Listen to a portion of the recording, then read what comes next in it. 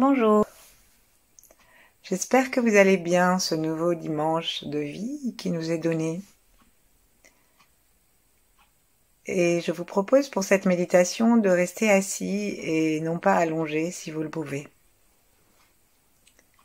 Ainsi, bien installé légèrement sur l'avant des ischions pour que le pubis puisse descendre vers le sol, que le coccyx soit libre. Laissons-nous nous étirer vers le ciel en vérifiant que nos pieds sont bien détendus par terre, parallèles par l'extérieur des pieds et à peu près à la largeur du bassin. Pour nous étirer davantage, posons nos mains dans les aines. Pour ça, laissons-nous reculer doucement le bassin pour faire une petite place pour que nos articulations et notre cinquième doigt se retrouvent à l'intérieur, en haut des cuisses. Puis redressons-nous, appuyons-nous sur les paumes des mains. Et là, nous voyons que nos bras sont pliés. Et donc, en laissant nos épaules monter vers le haut et en les tirant un peu vers l'arrière, demandons à nos bras, nos avant-bras, de s'étirer pour faire une ligne droite. Et n'hésitons pas à mettre la tête dans l'axe du dos, puisque ça va être notre attention d'aujourd'hui. Et à bien nous étirer en nous appuyant tantôt sur la jambe gauche, tantôt sur la jambe droite, bougeant un peu les épaules, pas seulement vers l'arrière, mais un peu vers l'avant, en les étirant un peu de chaque côté. Et le menton bien dans le cou, demandons au sommet de notre tête de s'étirer vers le ciel. Restons assis après, vers l'expire, restons étirés. En demandant à notre corps de garder l'étirement, même si les côtes descendent, si le souffle descend. Et au prochain inspire, vérifions que nous pouvons vraiment inspirer par en bas du ventre, en libérant le diaphragme, en ouvrant les côtes mobiles, flottantes. Et quand nous ferons cesser cette tension légèrement douloureuse peut-être, n'abusons pas, mais simplement essayons de garder cet espace entre les vertèbres qu'a donné cet étirement et plaçons-nous vers le ciel pour dire bonjour aux étoiles, à la lumière. Imaginons qu'il y a un rayon qui descend de votre étoile préférée, de l'étoile polaire ou de Vega. Et pour bien lui indiquer l'entrée, tapotons-nous le haut du crâne à l'endroit où il y avait la fontanelle.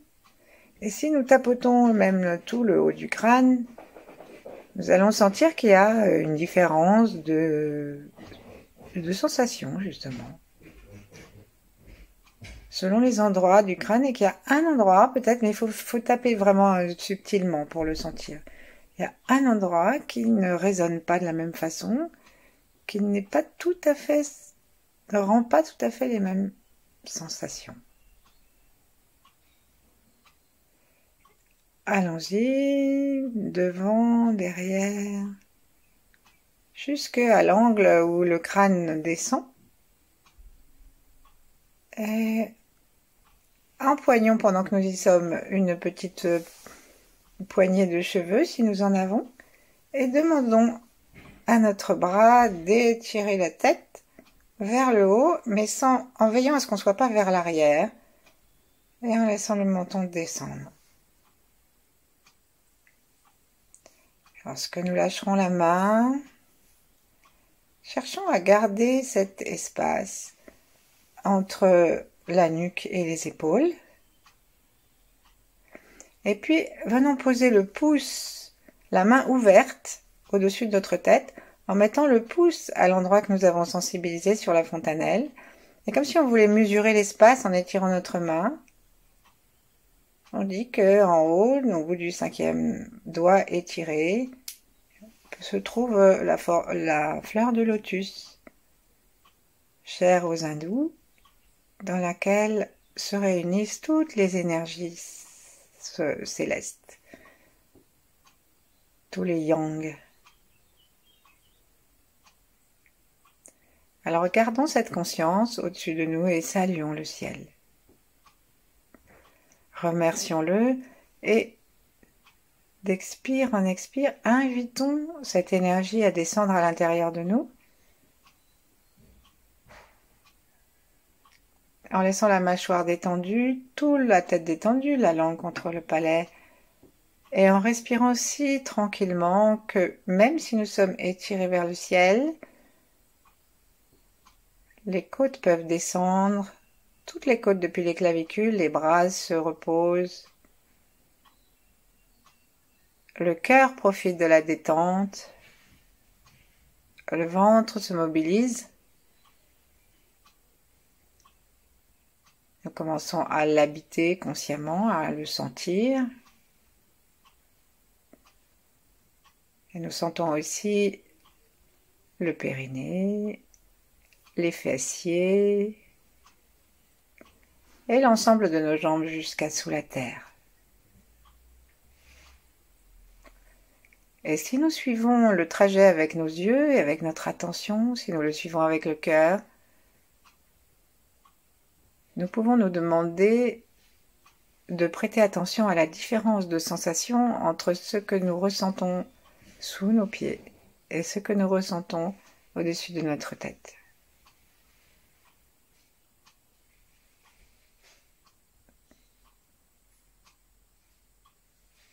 Connectons le plancher pelvien et les pieds.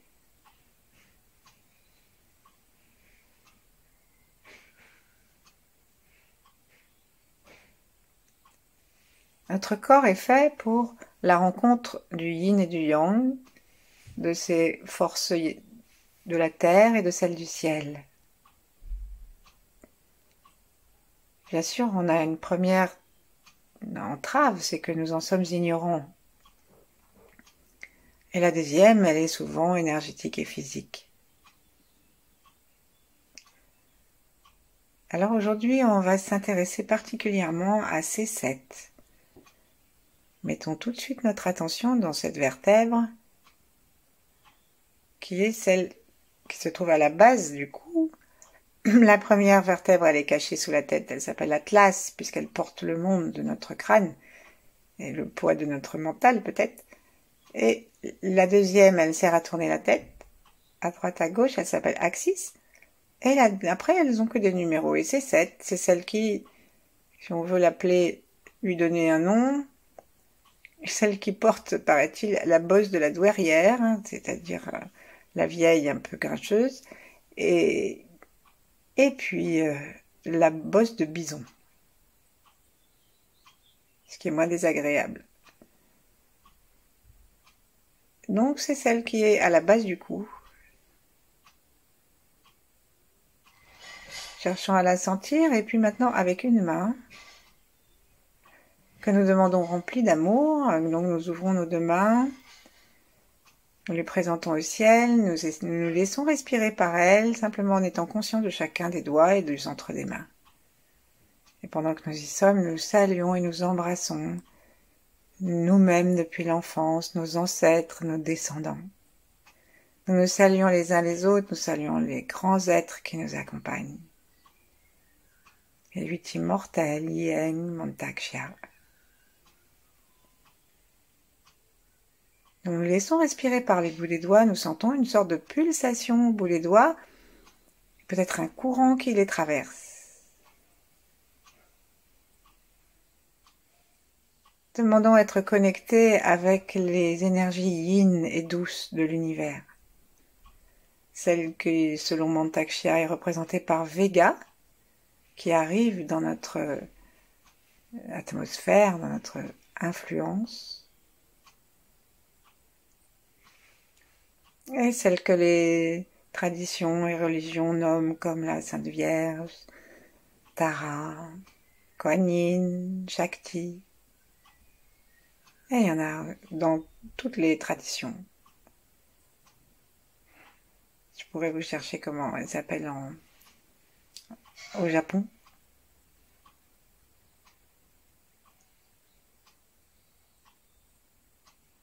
Demandons maintenant à nos mains remplies, à notre cœur ouvert, de s'approcher de notre cou.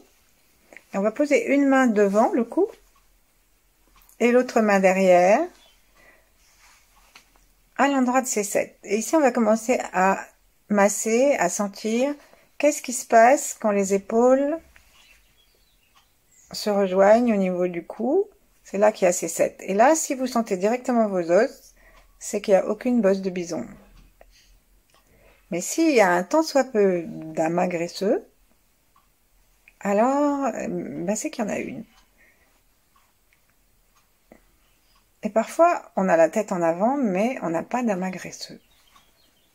Ça, c'est parce qu'on a la tête qu'on laisse avancer sous le poids des responsabilités, le poids du fardeau général de la vie, de la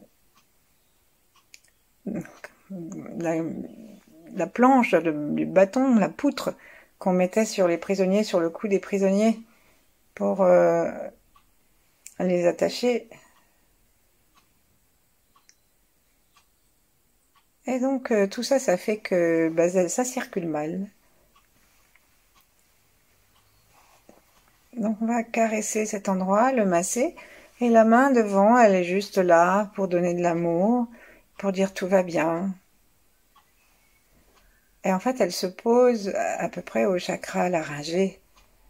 Et elle nous autorise à nous parler de paix, de plaisir, de liberté. Massons doucement. Si on est fatigué de masser, d'empoigner, de laisser glisser la main, on change de main en glissant pour que jamais à aucun moment notre corps soit sans nos mains, et on met l'autre.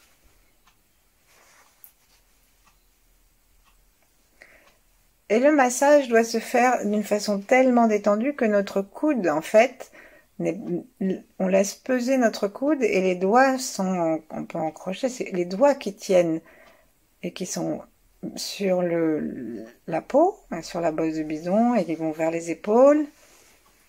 Ensuite, le coude il descend et c'est lui qui entraîne les doigts.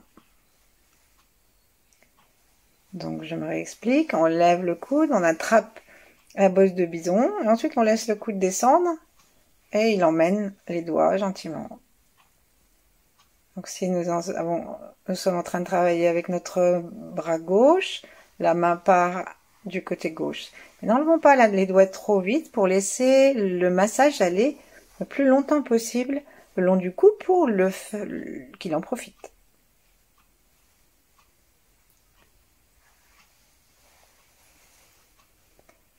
Maintenant, posons nos deux mains sur ces 7 et étirons nos bras.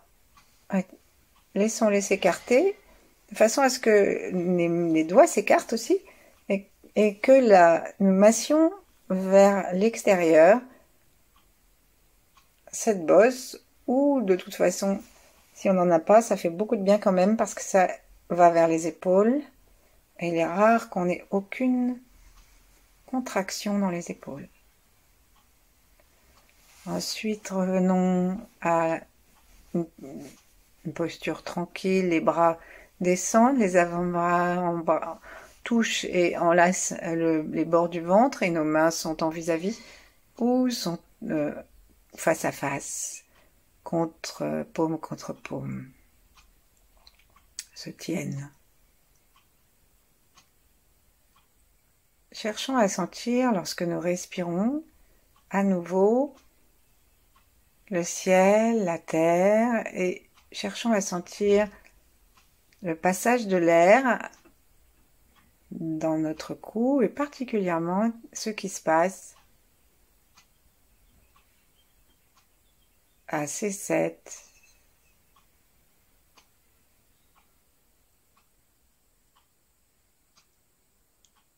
Cherchons à sentir les bras et les épaules. Au niveau de cette vertèbre, il y a un grand réseau nerveux qui se dirige vers les épaules et les bras. C'est pour ça qu'on dit que quand on a le cou trop en avant, cette vertèbre un peu coincée ou déplacée, ça signe qu'on n'ose pas agir, parce qu'on ne peut pas bien lever notre main, notre bras droit, et qu'on n'ose pas non plus embrasser, parce qu'on ne peut pas lever le bras gauche.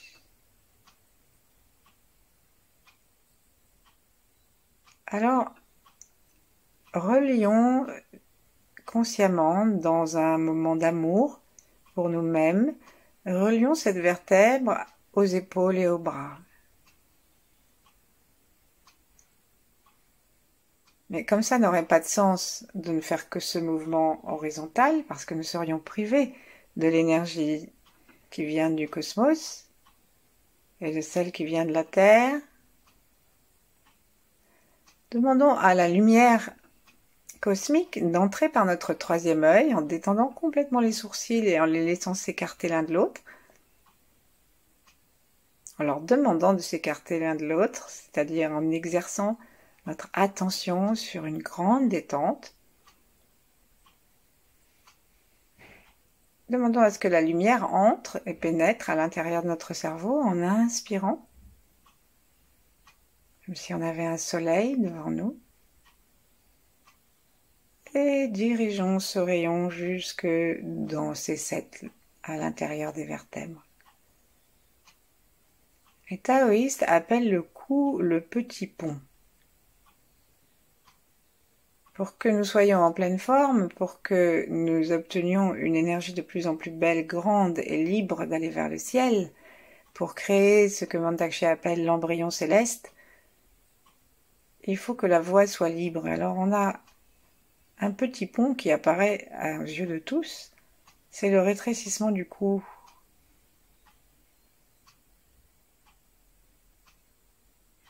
Et le mariage du ciel et de la terre, la descente des puissances cosmiques peut être bloquée et la montée de la terre aussi. Et là, nous sommes en train d'appeler la lumière du ciel devant notre troisième œil et au-dessus de la tête. Et à l'inspire, nous descendons à l'intérieur des vertèbres ou juste devant et nous arrêtons pour éclairer ces sept, tourner autour de ces sept. Pour tourner autour de ces sept, il suffit de le demander et ensuite, avec nos yeux, on les pose sur ces sept et on fait tourner nos yeux autour de cette vertèbre en cherchant à la sentir. On peut aller un petit peu au-dessus, un petit peu en dessous. Et si on a peur d'être à côté, alors nous allons faire une petite vérification. Plaçons nos deux mains sous la nuque. Les doigts se rejoignent dans le cou et le bout des doigts tapote en descendant le cou jusqu'à ce que nous arrivions à cette fameuse bosse, cette fameuse C7, au moment où la tête commence à s'avancer trop. Et on tapote, ça doit être plus chaud qu'ailleurs parce qu'on a bien massé. On va tapoter avec les deux mains d'abord. Ensuite, on va enlever une de nos deux mains. Et plaçons-la sous le nez. Et demandons à notre main de reculer notre tête dans l'axe. En fait, la tête, le milieu de la tête doit être dans l'axe des épaules, des hanches, des chevilles lorsqu'on est debout. Et j'ai lu que lorsque on avance d'1 centimètre à l'avant de cet axe, notre tête, on fait peser 1,5 kg sur les muscles et sur le reste, pour tenir la tête quand même. Et donc, si on a parfois plusieurs centimètres, imaginons qu'on est 6 centimètres, ben on fait peser 9 kilos inutilement. Du coup, après, qu'est-ce que ça fait? Ben, ça fait des douleurs et des raideurs aux épaules, ça nous empêche de tourner la tête. Et j'ai même lu que c'était gênant pour la thyroïde, que ça favorisait la chute des cheveux. Enfin, c'est une catastrophe qu'il vaut mieux tapoter pour l'éviter. On va tapoter en face, devant, c'est juste au-dessus, au niveau des clavicules, au niveau de la salière à peu près. Et maintenant, on va demander à ce que notre tête se redresse, se mette dans l'axe. Lâchons nos mains, rejoignons-les. Commençons par une petite pratiquine dans laquelle nous observons le haut et le bas de notre corps.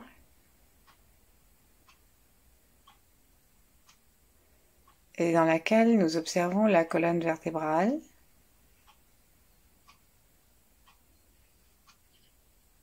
Jusqu'au sommet de la tête. Demandons à l'énergie si elle veut bien monter depuis le coccyx et regardons si d'abord quelque chose veut bien monter, si ça veut pas tant pis, et regardons si on a un passage libre à ce niveau-là ou si le petit pont est un peu encombré.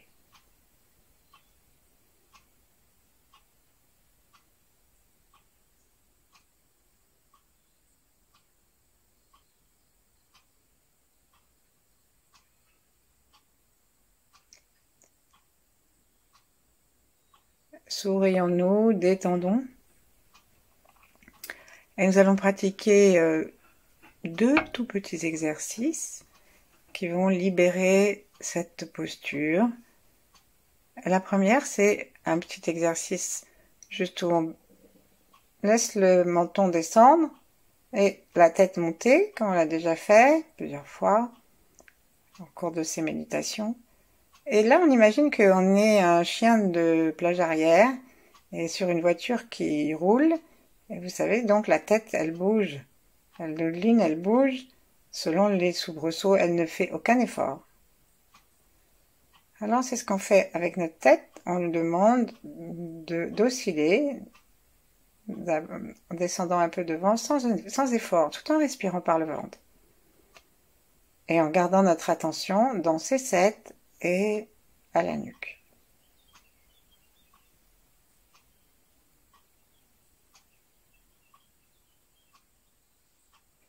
Puis nous allons laisser notre tête penchée vers l'épaule droite en demandant à notre vertèbre, la vertèbre du cou, de se mobiliser depuis le plus bas possible qu'il ne soit possible et en veillant à ce que l'oreille soit à la hauteur de l'épaule. Ça va dire qu'on va être dans l'alignement. Si l'oreille est devant, on peut s'amuser, vous pouvez vous amuser devant une glace, plus votre oreille va être à l'avant du cou, il n'y a même pas besoin de se pencher, hein. Plus l'oreille est à l'avant du cou, plus ça signe à l'avant de l'épaule, plus ça signe quel poids nous faisons porter. Donc là, on respire tranquillement, en laissant l'oreille droite rejoindre l'épaule droite, ou l'inverse, selon ce qu'on a choisi, et en respirant de l'autre côté.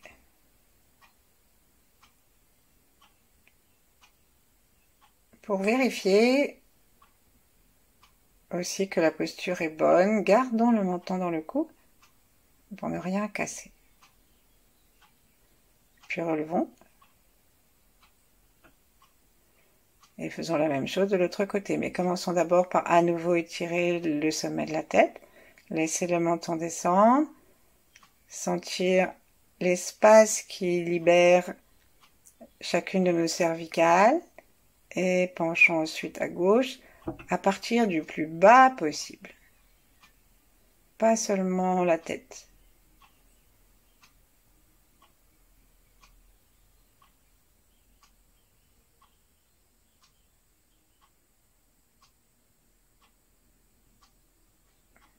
Respirons par le côté étiré.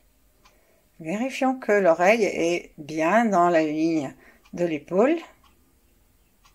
Et disons-nous des choses gentilles si c'est pas naturel pour nous.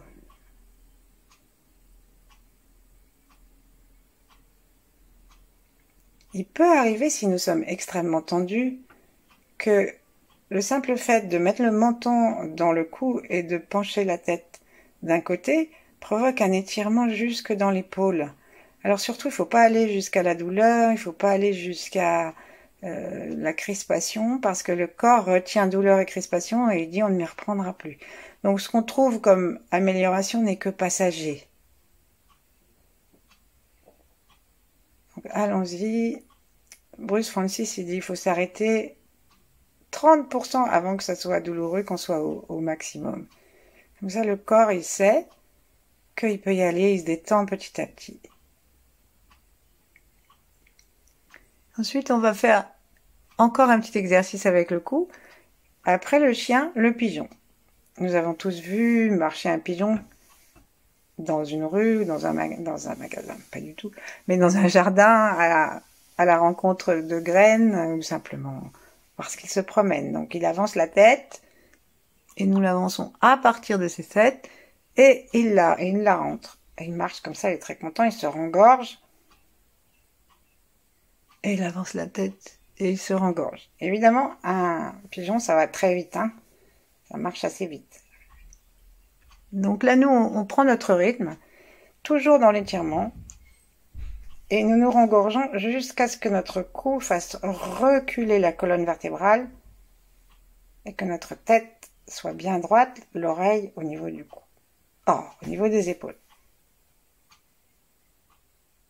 Encore on avance à partir des C7 et on avance comme si on avait le menton sur une planche, ou comme si vous étiez en train de regarder chez l'oculiste pour voir comment vont vos yeux si vous n'avez pas besoin de lunettes. On met le menton, on laisse pas le menton dans la gorge. Par contre, lorsqu'on recule la tête, il vient la retrouver. Encore une fois, et à la prochaine fois, nous allons aider notre cou à se libérer, nos épaules, en travaillant un petit peu la posture du haut du dos, parce qu'à force, nos épaules, elles sont tirées vers l'avant. Donc on va demander à nos omoplates, qui je le rappelle sont pas des espèces de tartines grillées horizontales en haut, juste sous nos épaules, mais véritablement assez longues, et on va leur demander de se rapprocher l'une de l'autre. Et ça veut dire qu'on va serrer nos muscles dorsaux, et on va les serrer pas seulement au niveau des épaules, mais le long des côtes. Et pendant qu'on fait ça, la tête recule, le menton dans le cou. Ensuite, on libère les vertèbres. On laisse le cou avancer un petit peu, mais pas trop, puisqu'on commence à avoir une position de la tête qui devient plus centrée. Donc on en profite pour aller moins vers l'avant et aller de plus en plus vers la posture idéale où les omoplates sont serrées jusque dans les dorsales et où la tête va vers le ciel.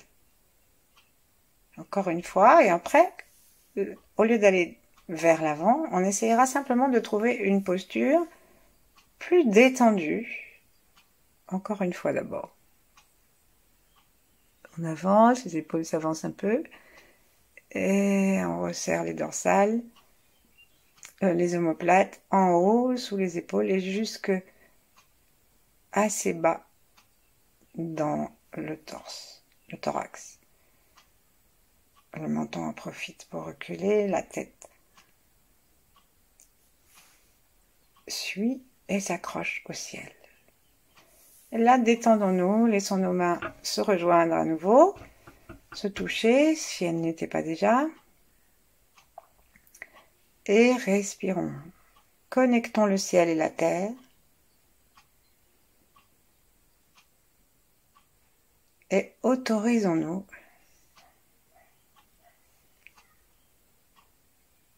à vivre en bonne relation avec le ciel et avec la terre. C'est-à-dire aussi avec le yin et le yang, avec le haut et le bas.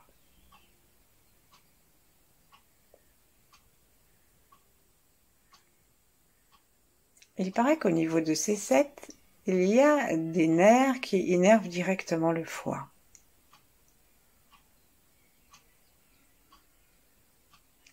Alors comprenons nos colères envers la vie, nos frustrations.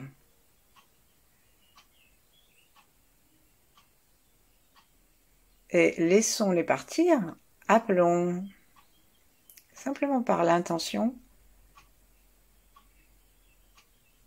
Appelons les qualités du foie qui vont venir dans le cou par les nerfs, de même que ça part dans tous les sens, hein, les impulsions. Du moins quand on les promène dans l'énergie, notre attention. Et laissons venir la gentillesse, l'abondance, le pardon, la générosité.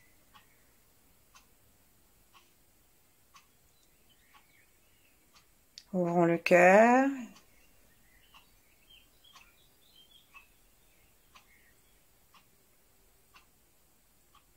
Mettons la langue au centre du palais, ou même un peu derrière, si vous pouvez, vers le voile du palais, à condition que tout ça se fasse tranquillement, par la pointe, sans aucune tension, ni dans les mâchoires, ni dans la langue,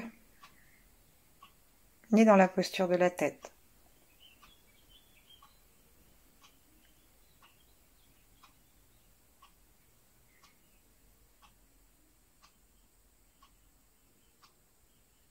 À l'inspire, inspirons le chi, faisons-le descendre, la tête et les bras reculent doucement, les omoplates se serrent à peine.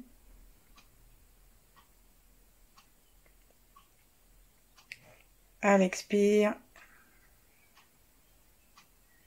détendons-nous un peu davantage, les épaules avancent, le périnée se relâche. À l'inspire, inspirons depuis le ciel, inspirons depuis la terre, en serrant aussi doucement le périnée.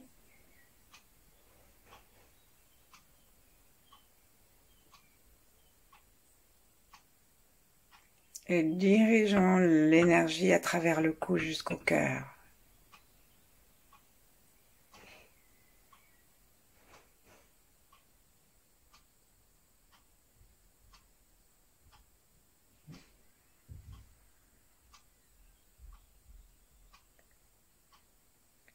En fait, nous sommes en train de passer à l'arrière, plus exactement, hein, pas au cœur, pas à l'avant. Hein.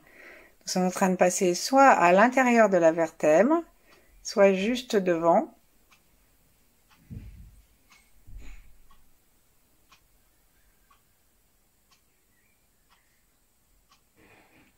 On va du sommet de la tête jusqu'au cœur.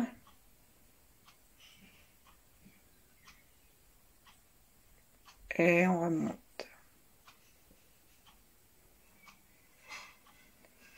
Et à chaque passage, on peut même s'amuser à aller à l'arrière du crâne et allonger le cou et la bosse de bison elle-même si on en a une. Donc à l'arrière de la vertèbre.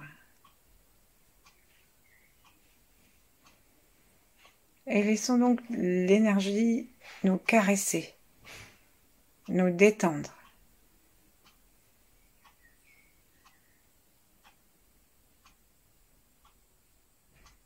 Libérer les espaces. Donner aussi son espace au foie. Et guérir tout ce que nous avons vu symboliquement. J'ai oublié de vous parler de la soumission, quand la tête s'avance. De l'absence de liberté quand nous ne pouvons plus tourner la tête à droite et à gauche.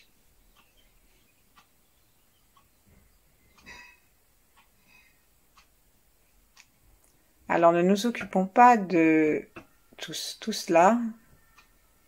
Laissons l'énergie, l'univers qui est beaucoup plus intelligent que nous, régler les questions, simplement en laissant nos yeux monter et descendre et en demandant à l'énergie de descendre depuis le sommet de la tête jusqu'au cœur. Tandis que nous sommes conscients des pieds, que le périnée tonique et participe. Et à chaque instant, caresser ces 7. Voilà. Bonne méditation, je vous souhaite une très bonne journée. À bientôt.